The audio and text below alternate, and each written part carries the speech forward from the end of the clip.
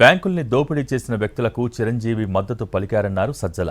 ఒకే స్వభావం ఉన్నవారంతా ఒకే గూటికి చేరతారని అన్నారు. ఈ వ్యాఖ్యలకు కౌంటర్ ఇచ్చారు చంద్రబాబు. సజ్జల లాంటి వ్యక్తి చిరంజీవి గురించి మాట్లాడటం దారుణమన్నారు. ముందు అన్నది కరెక్ట్. చిరంజీవి గారు ఆయన వ్యక్తిగా ఇప్పుడు ఆయన వ్యక్తి మాత్రమే, మంచి సినిమా స్టారు, మధ్యలో రాజకీయాల్లో ఉన్నారు. ఇప్పుడు కాదని ఆయన డిక్లేర్ చేశారు. పెద్ద మనిషి, రాష్ట్రంలో అందరూ గౌరవించేవాడు అనుకుంటే ఆయన అభిప్రాయం మేరకు ఈసారి కూటమి రావాలని ఉంది.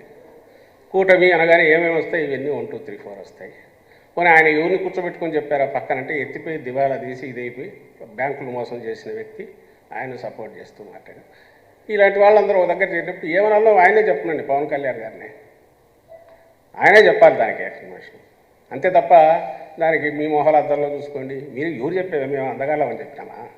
ఆయన సినిమా స్టార్, సూపర్ స్టారే. నిన్న మొన్న ఆయన పొగిడితే మనం అందరం సరెండర్ అయిపోతే మనం గొప్ప నాయకులం.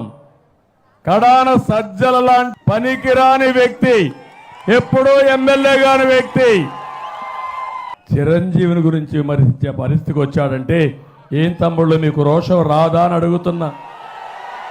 ఇది న్యాయమా అని మిమ్మల్ని అడుగుతున్నా.